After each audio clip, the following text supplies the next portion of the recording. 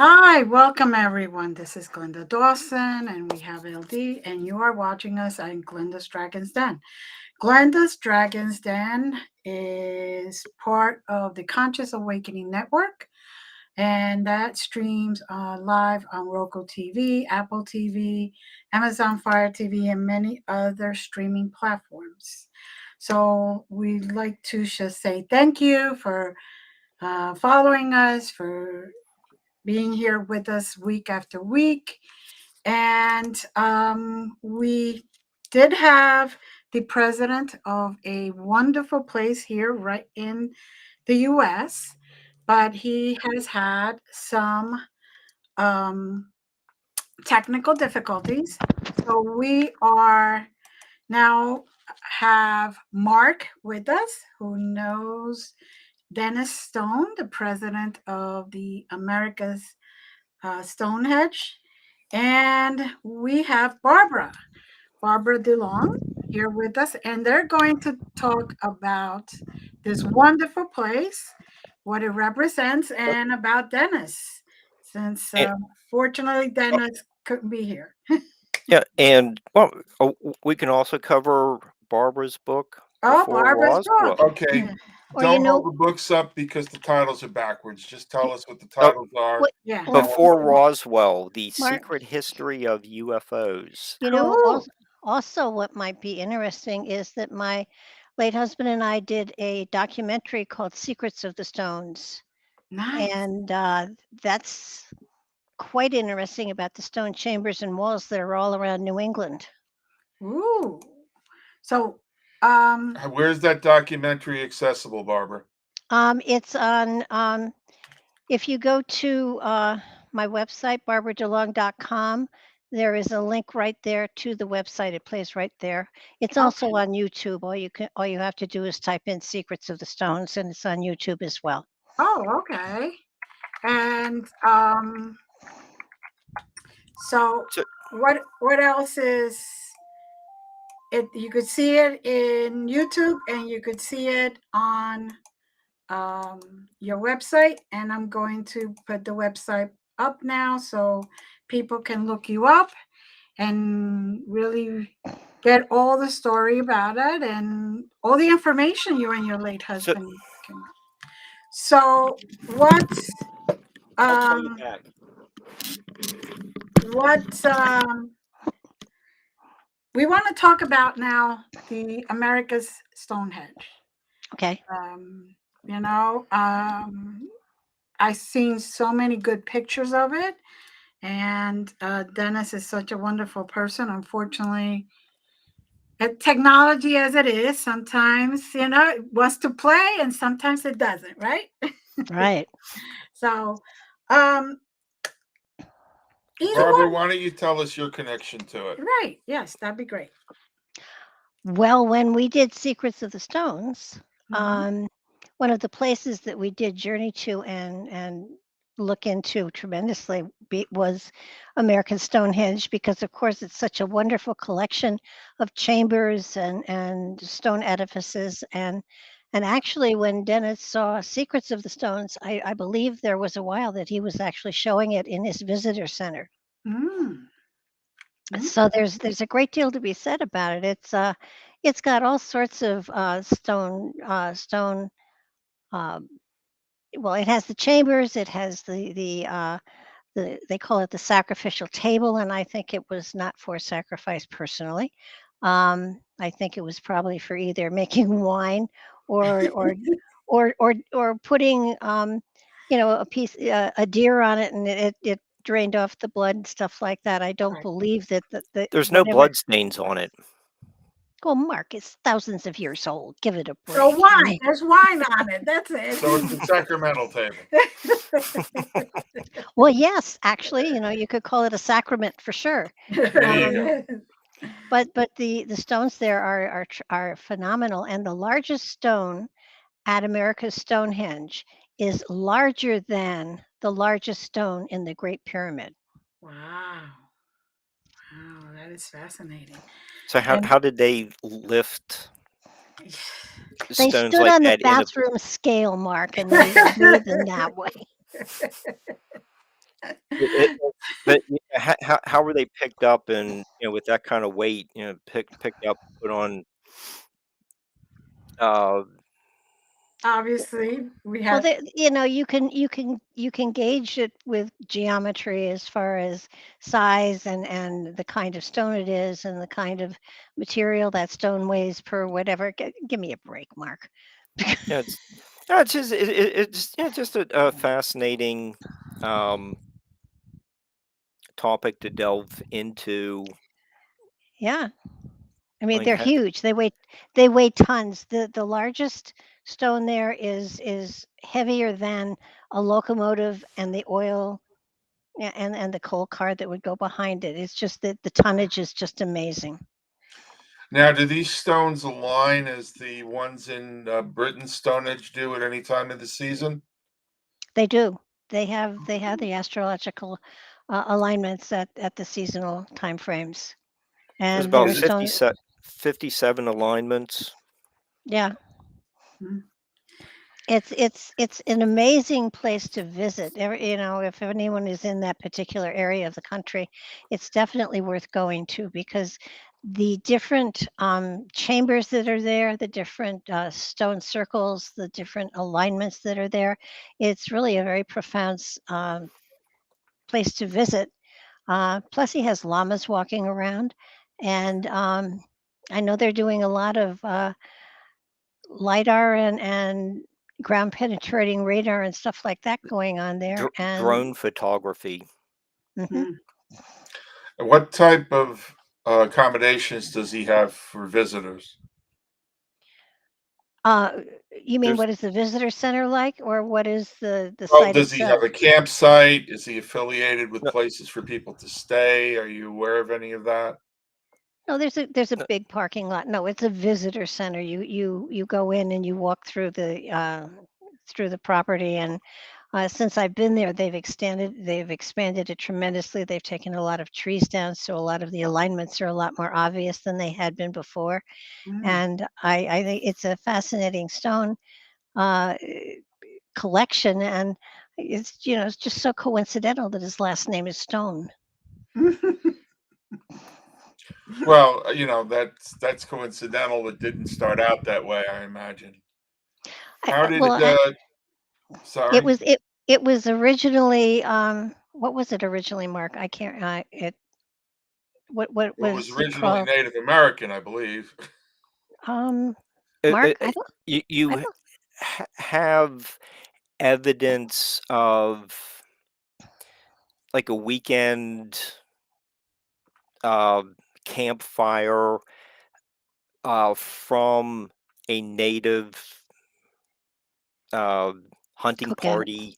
Uh, Indigenous population, right? yeah, from about it was dated radiocarbon dated to about 5,000 BC. Mm. The uh, chambers are dated to about 1800 BC.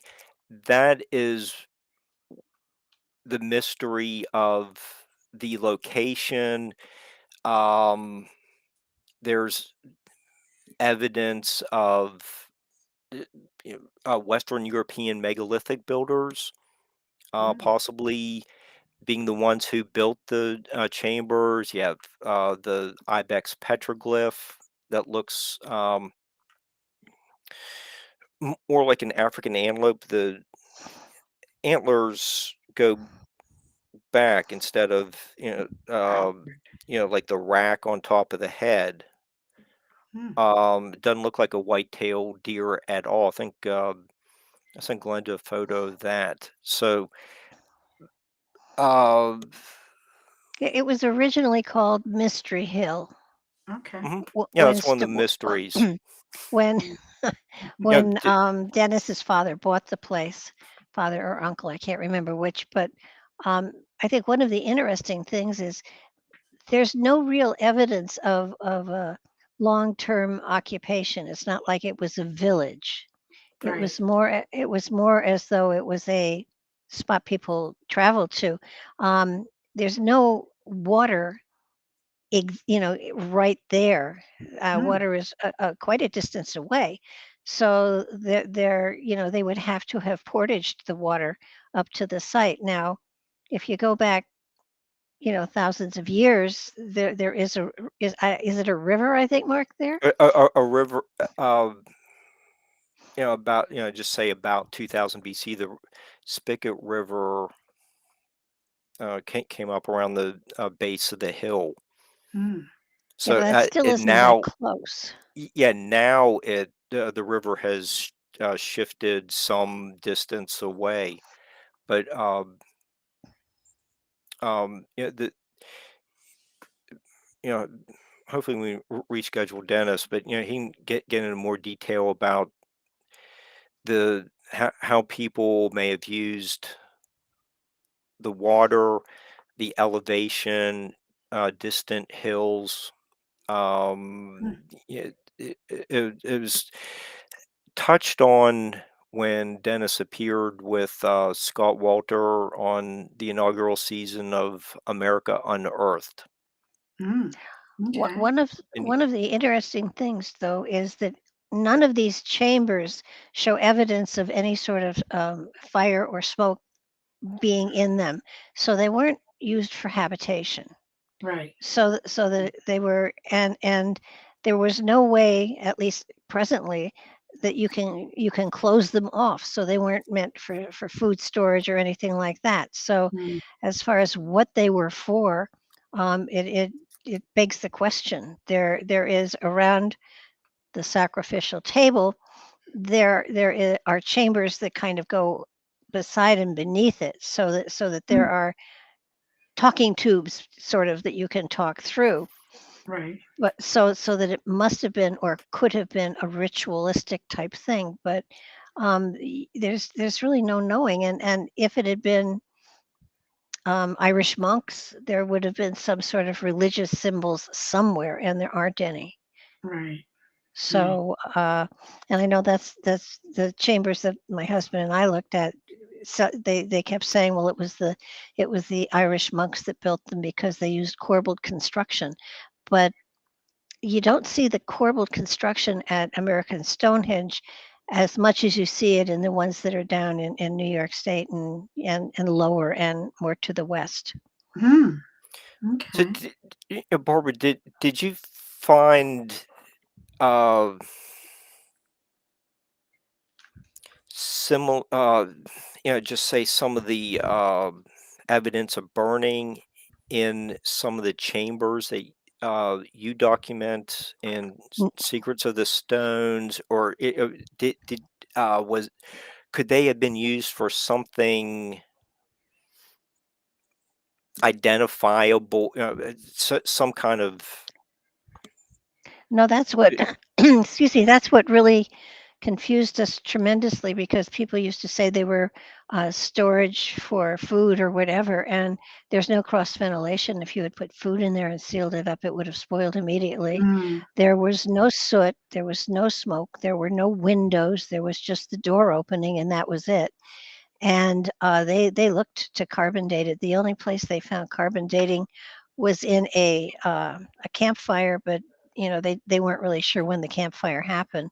The interesting thing about the chambers in New England is that some of them have a magnetic anomaly in their doorway, so Mm. that as you go in, your compass goes crazy. Wow. And but but they weren't to be lived in. They also weren't burial places either. So it begs the issue. I don't know what they were used for. I sort of they're made mostly of granite. Granite has a great deal of crystal in it, of quartz in it. Mm. Could have been used for telecommunication of some sort at some point in time. Could they been used as some type of portal by more It advanced it's civilizations? it absolutely, that's another possibility of what they were used for. Mm. The interesting thing is, there used to be about 800 of them in the New England area. Now they're down to 200 Oh. because they're slowly being destroyed because people are making patios of the stones, and and they're being destroyed because of roads being widened. And you kind of look at them and you think there's some sort of magic here, because when you walk into them, it's almost as though you're walking into a crop circle. There is the smell of slight smell of ozone, Right. and no bugs, Hmm. no bugs at all. Mm. And it's almost like with Get Smart, he had the cone of silence that Right. dropped over him. That's what these chambers are like. Everything is muffled on the outside, Huh. even those that are built right at the edge of streets. As cars go by, you very rarely hear them. What about radon? Is there any radon in them?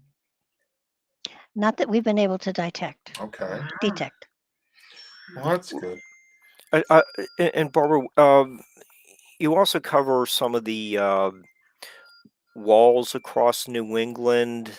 hmm And Dennis has a few of the serpentine walls across his property.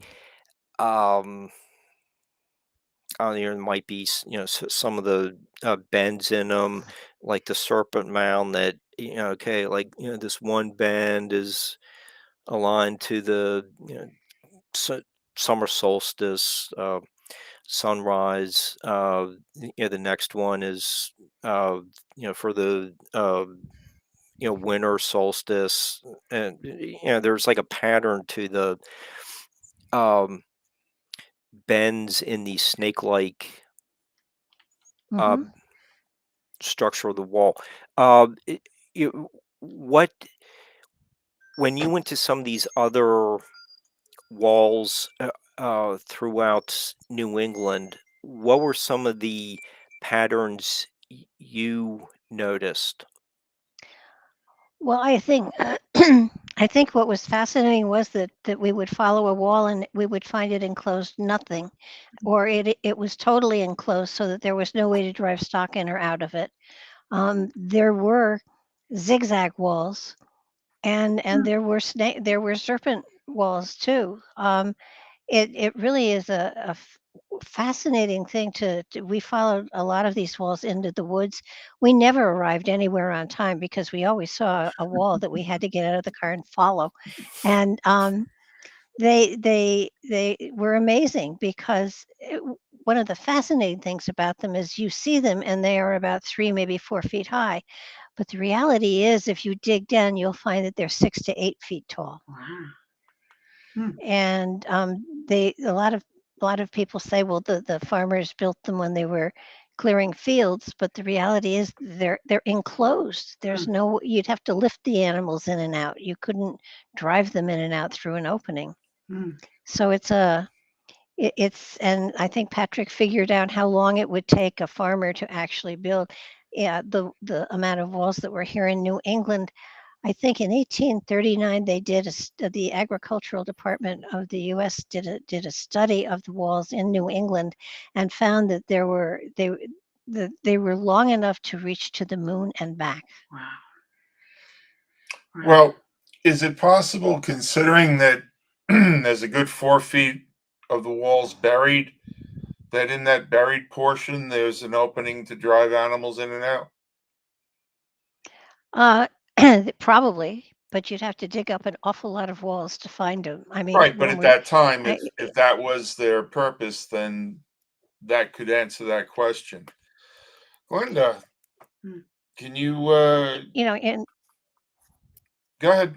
it, in part that is accurate, but uh, these walls, they weren't just some rocks. They were like this wide. They were like sometimes 4 and 5 feet wide. Wow. They're huge walls.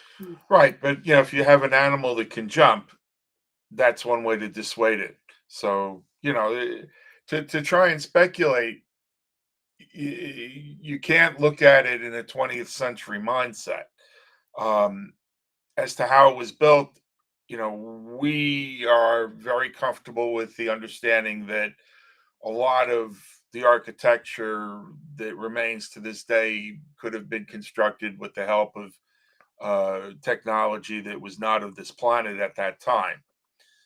hmm So, you know, Well, I think when the colonists arrived here, the governor of Connecticut, I think, I believe it was Connecticut, colonists were writing to him and saying who built these walls, and because they were here when the colonists arrived, and the Native Americans didn't build walls, they didn't claim territory or mark territory, and those that were questioned said they were here when we came.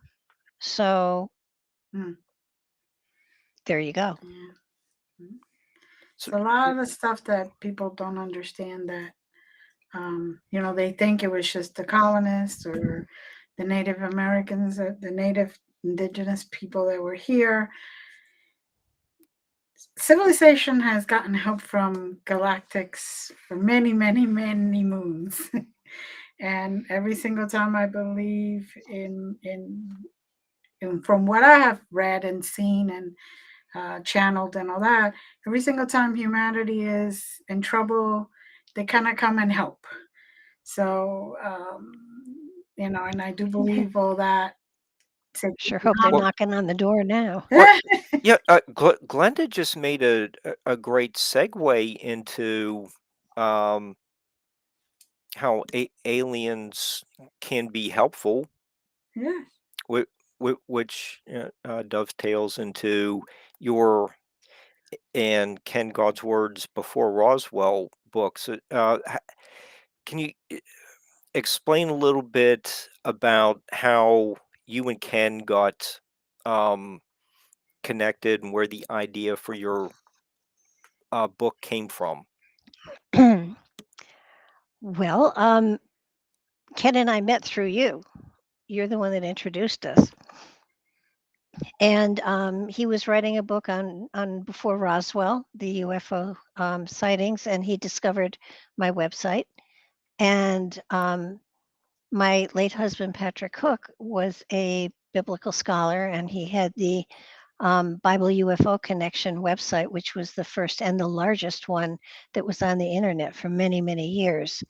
And he had put together the material on UFOs, and it's still up there. It's a huge, huge list of sightings throughout time, going way back to 14,000, 20,000, 270,000 years ago. I can't remember how far back, but it really goes back far. And he stopped at 2000. And when he passed away, I had to take his website down. And so whatever was not in any of the books that he had written, I put onto my website. And it was the UFO section and the section on giants. Oh. So that material is still available to anybody that wants it. And Ken apparently discovered my website and called and asked if I would mind if he used the material. And I said, of course not. Go ahead. Do whatever, publicize it. And he called me back and he said, well, you want to write it with me? And I thought, most of it's written. This cannot be hard. So I said, sure. And he had a lot of it divided into different sections, and he wrote a short blurb with each one, and I added to it, and he wrote the synopsis of the book, and I wrote the conclusion. And it's a fascinating book. I've read it a number of times, and every time I read it, I come across new material that is really fascinating. And the reason that we started at Roswell is because after Roswell, conspiracies started to figure in here. Fear started to figure in here, and prior to that, most of the sightings were very simple and calm and quiet. A farmer's plowing his fields and he sees these things in the air and he wanders into town before he has a couple of beers and talks to the sheriff, and then he goes and has his beers and back to plowing his field. I mean, there's no horror, there's no fear, there's no secrecy connected to any of the stuff prior to Roswell. After Roswell, there was, it became a political thing, and the sightings before that, going way back in time, were really quite calm. They weren't fearful. They were, That's weird. I wonder what that is type stuff. And where can one find your book, Barbara? Before Roswell is on Amazon. Okay. It's also available on my website. I have a section that is called I highly recommend, and there's a section for all the books that I recommend that are there, and so it's there as well. Okay. Good. So people can find it there. And you said you wrote the conclusion. What did you conclude? Well, among other things, that if they were here to destroy us, they're very slow workers. Um, they they've had a lot of time Right. to actually destroy and terraform the planet. And I think that a lot of times that people are saying, well, why aren't they contacting us? I think that they are contacting us through awareness, through consciousness. Mhm. I don't think they're going to land on the White House lawn. I don't think they're going to. I mean, people talk about them working for one government or another, and I don't believe that they're doing that. I truly don't. I believe that wise individuals have come into our culture when we needed time and wisdom and insight and help. But I do believe that there is, like in Star Trek, a non-intervention contract out there. Well, I think they're waiting for us to grow up. Yeah. Was my conclusion. well, I think in any society, empowerment overrides enablement. So, it's one thing to empower culture, it's another thing to enable them. How do you feel about Joseph Campbell and his work? Are you familiar with that? And vaguely, I think my feeling is that if if as a group these people, these cultures, these species. Now, and remember, we all come from the same source, Right. no matter what planet, whatever. We all come from the same place. Mhm. Um, if they did descend upon us, um, we would eventually create a religion around them and worship them, Mm. and that's not appropriate. Right.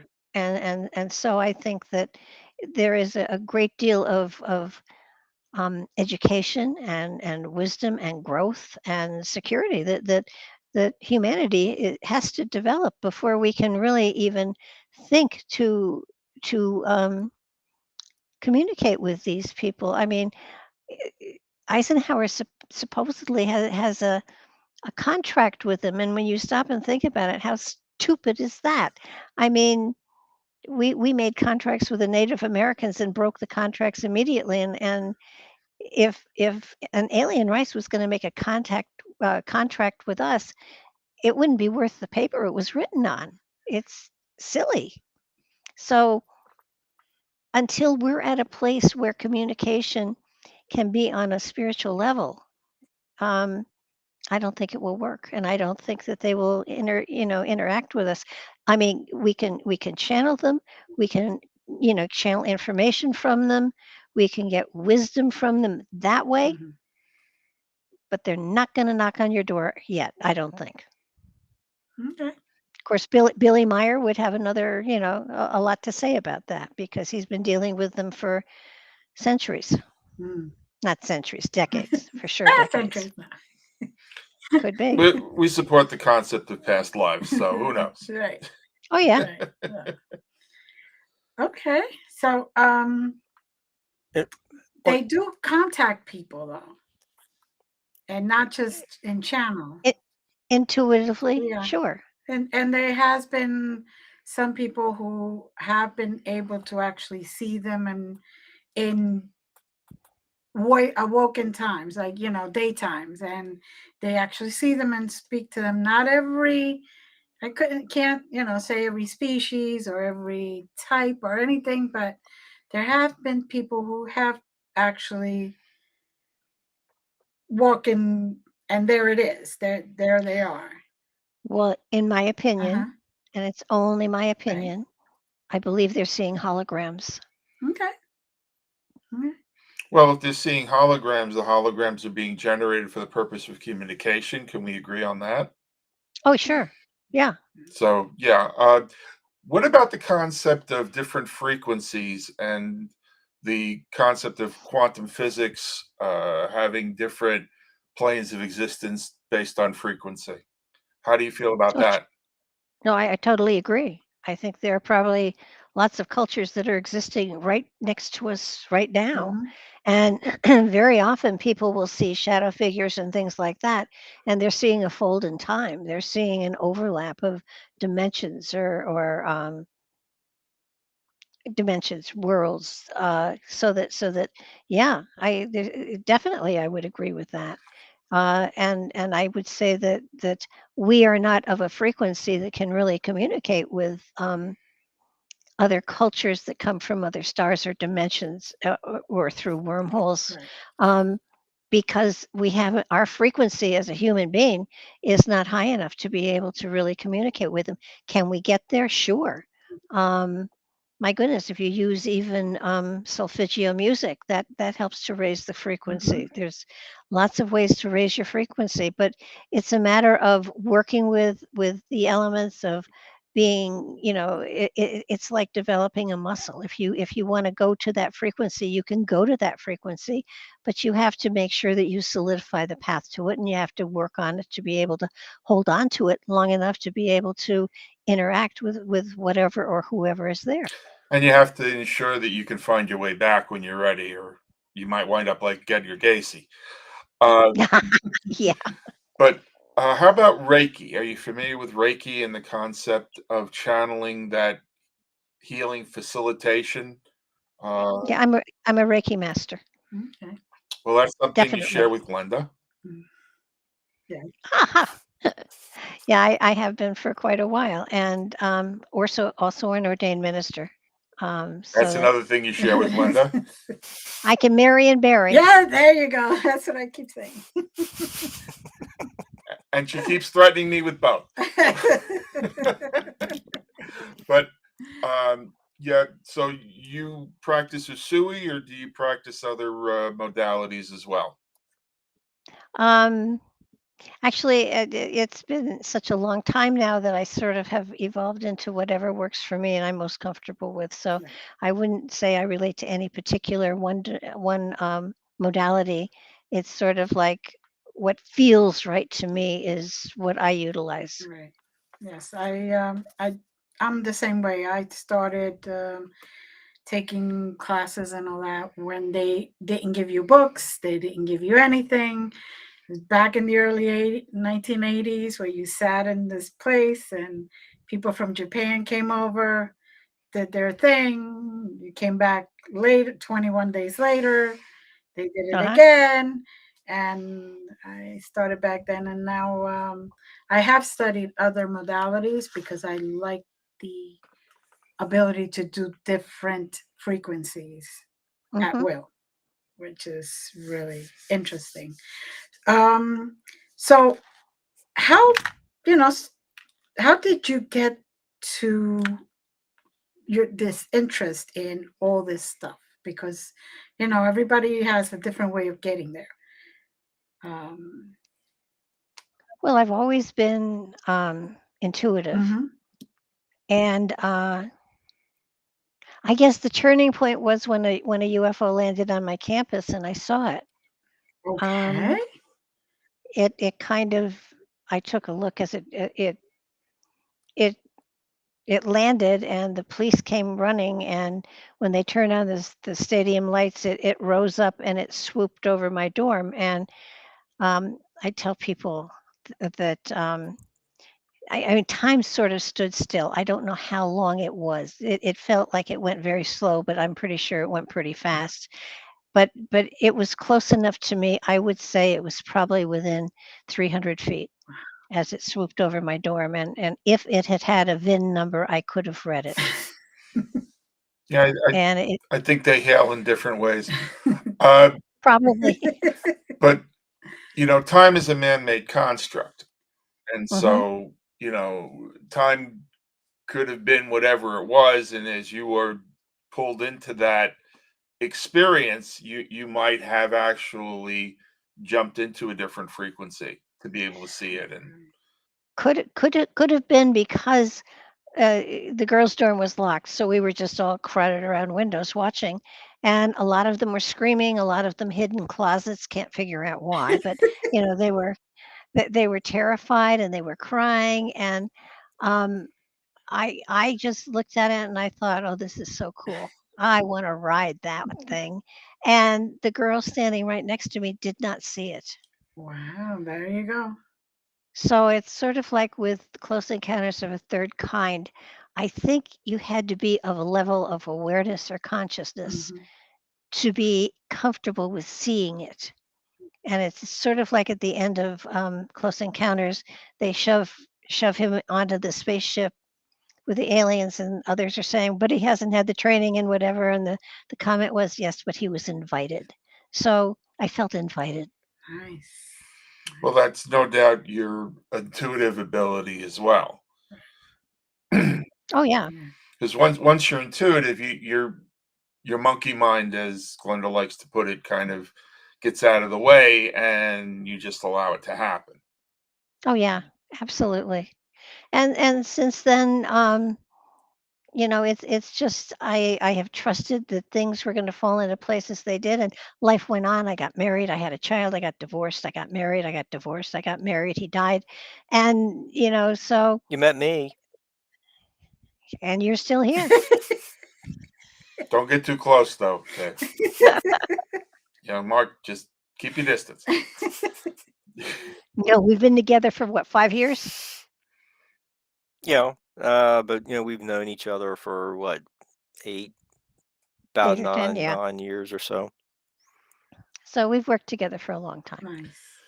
Nice. And if some of these questions and Barbara's answers seem like they could have been spoken by another guest, um, you know, our we have a mutual friend, the Reverend Michael Carter, who was Yeah. just on with Glenda a couple weeks ago. Mhm. For the Mhm. second time. Second time. Yep. So he he's left his influence with us Oh yeah. Well, numerous times when over the years. when he wrote his first book, I contacted him because I wanted to have him on my show to interview him, Mhm. and he said, "Do you know anything about the Bible?" And I said, "Yeah, a little bit. I'm okay with that." And he said, "Well, how about UFOs in the Bible?" I said, "Yeah, I'm okay." At this time, I'm married to Patrick Cook, who's the authority. Right. Um, in the front of of Michael's book, he thanks Patrick Cook for presenting all of the material and everything, and he said to me, "I really should maybe give you some background and an outline for some of this material." And I said, "Michael, I don't want to sound arrogant, but I think I'm okay." And he said, "I really think you want to have a good foundation." And I said, "Michael, my husband is Patrick Cook." And he said, "Never mind." There's nothing like that light bulb moment. Yeah. So, Barbara, what do you want to accomplish going forward? Well, um, this year I published 3 books so far. And what are the I other did, two? We have the one, right? Yeah. Before yeah, well, Roswell, yeah, and then I published Whispers of Spiritual Wisdom, which is a poetry book with philosophical blurbs. Right. And I just it actually is getting launched. The next book is getting launched on Friday. It's called well, 30 years ago I painted a deck of cards called the Cosmic Deck of Initiation. They were hand painted mandalas. Mm. Totally not tarot. I invented the whole system myself. It was a deck of cards, is a deck of cards that is a spiritual trip through the evolution of the human spirit. Mm. And they stopped publishing them, and Ken Gosward um, offered to republish them and asked me to write the handbook that goes with them. And so while he was republishing the cards, I I wrote the almost 400-page book, How to Use the Cosmic Deck of Initiation. Okay. And that's just now hit Amazon. And the cards and the book will be launched on Friday. Mm. And it's an amazing journey of spiritual enlightenment. And it really, the bottom line is it tells people how to go within themselves to find the answers that they need rather than looking to someone else or for someone else, that they are a master in themselves, and that all of the answers are there, and that when they were created, when their body was created to become the avatar for the spirit, Mhm. the moment that life started and spirit entered the body, it brought with it its spiritual DNA that had the roadmap for this lifetime and the Akashic records for lifetimes past. Mhm. So that all that material is inside, and all you need to do is be able to look for it, and it's there. So that's getting published and is out there. And after that is going to be a book called 101 Spiritual Questions. Nice. And then there are a couple of other books online too. Okay. Well, we have your author's page there for Amazon, so they'll be able to pick up all the books there. And as you publish them, if they subscribe to your page, then they get notified as soon as you put something up. Your So, website. Absolutely. no, the Yeah. Amazon. Oh, the Like, Amazon yeah. authors page. Yes. Okay. Amazon. Well, do you Okay. There. have a way There. to on your .com? Do you have a way to subscribe to any notifications there as well? Yeah, and the book and the deck of cards actually have their own website. Oh. It's on my website. But if they want to look at it, its address is cosmicdeckofinitiation.com. Hmm. And people can get the cards and the book there. And there's a seekers forum that's there too.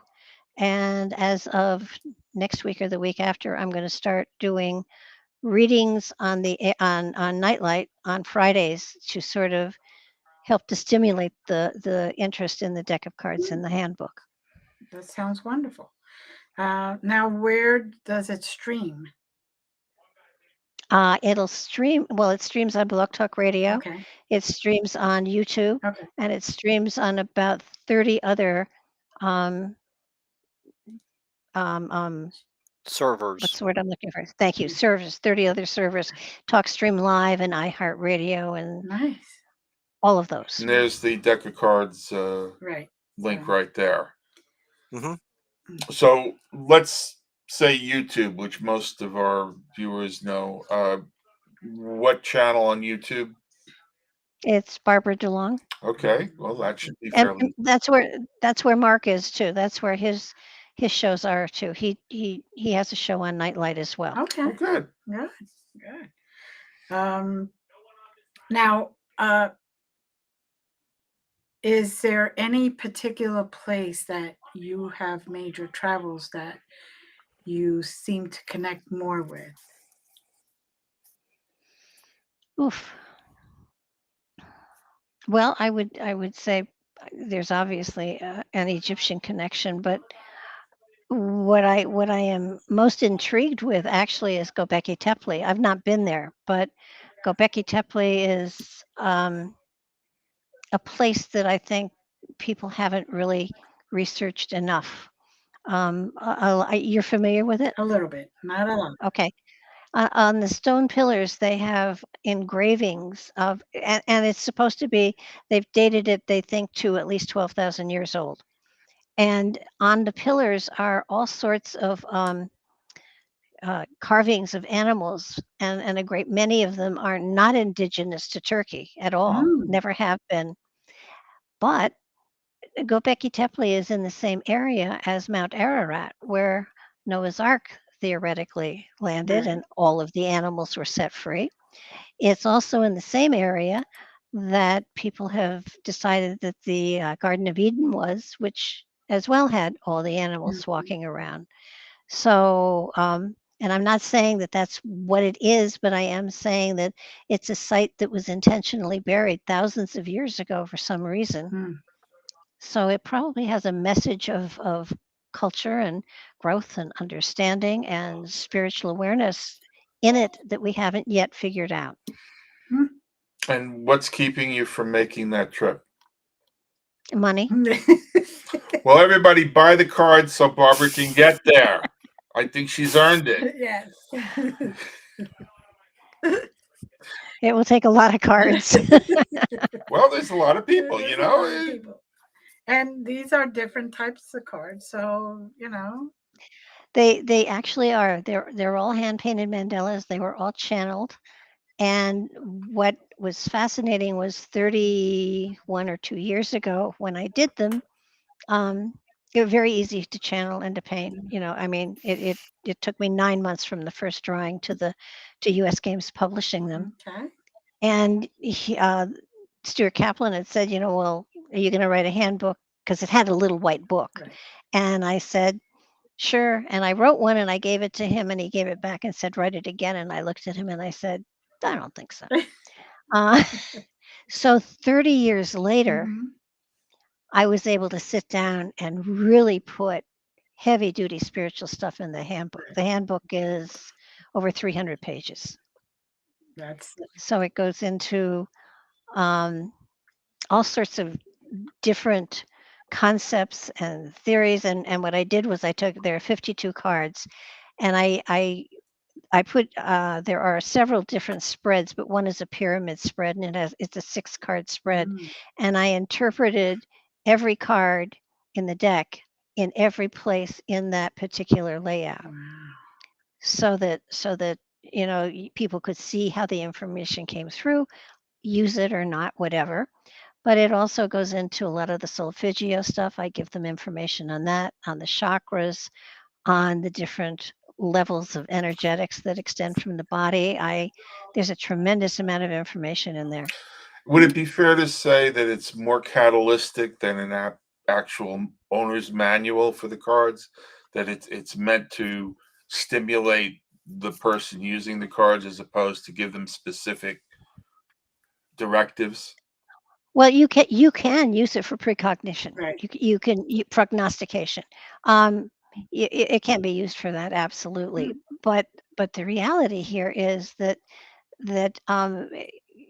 I say that it's a spiritual floor plan masquerading as a deck of cards. Okay. That's very interesting. I mean, the person that wrote the back of the book has been using the cards for at least the last 20 years. So, and he was very gracious to actually, you know, give me a blurb for the back of the book because, you know, I actually didn't know what to put on the back. Well, I have to thank you because I know someone whose birthday is coming up who's probably going to wind up with a deck of cards.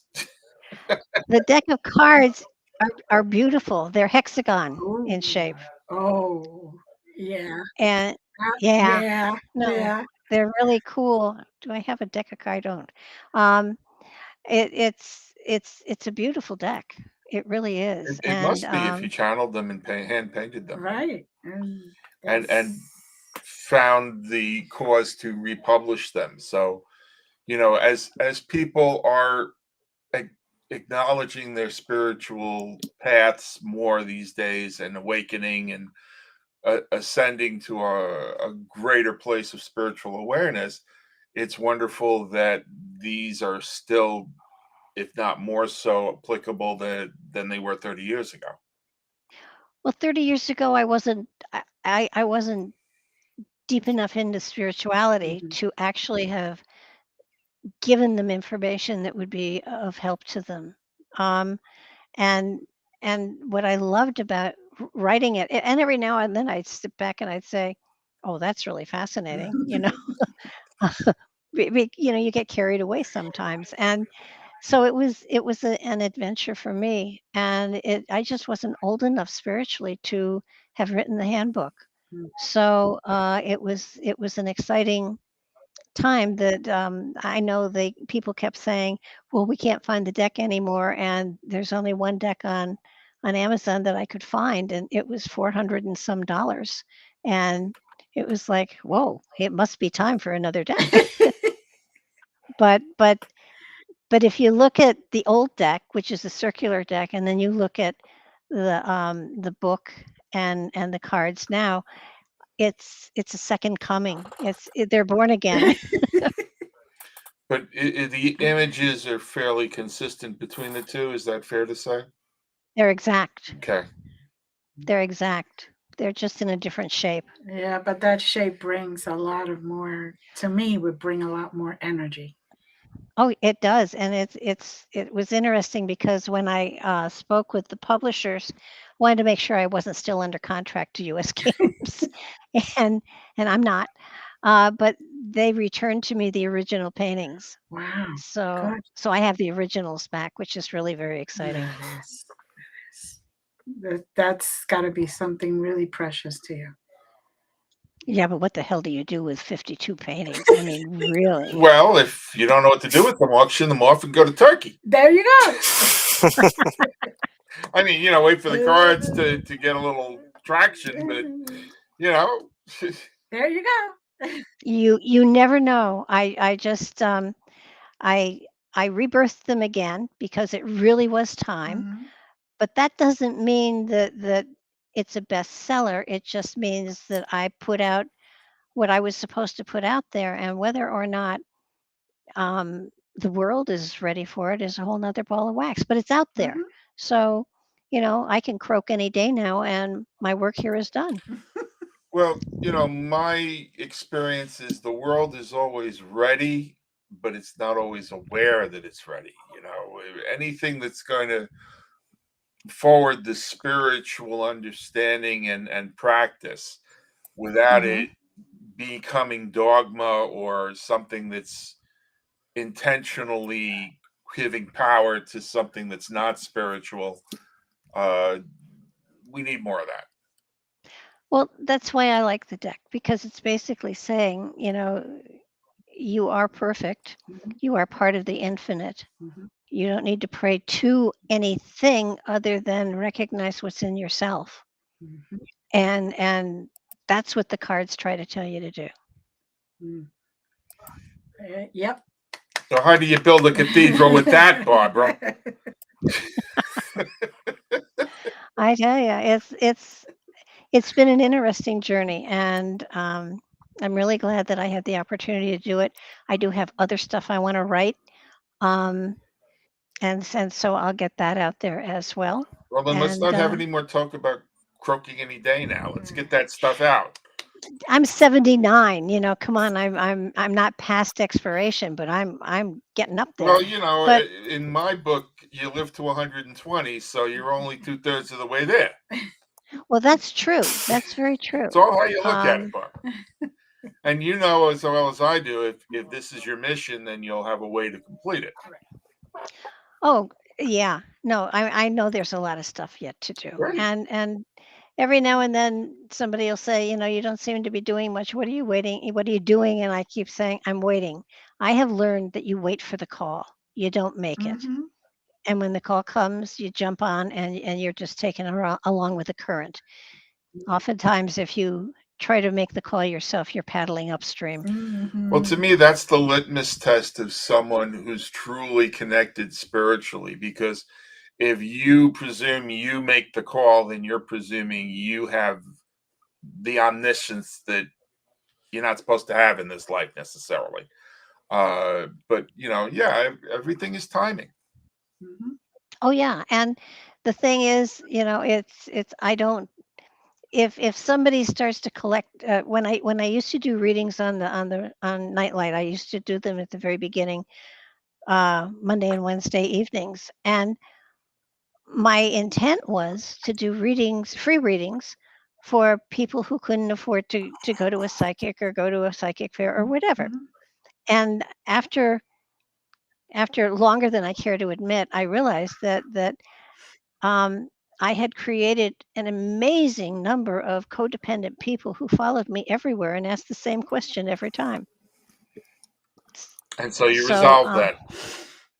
Well, I did it slowly. I finally got to the point where I said, I'll read you, but I will give you what Spirit gives me, and it may not be what you're asking for, but it's what I'm going to give you. And then I even went further and I did what I called a rapid fire reading, and I gave them in about 5 minutes an entire year Mhm. as to what to expect energetically. And I said at the end, I will happily answer a question about anything I have said, but don't try to sneak in with something I didn't mention. Right. And they always did. But so my co-host from that time frame and I are going to start doing free readings again, and we'll see we'll see if anybody comes for free readings. I'm sure there will be. Well, we have a few minutes left. Is there anything?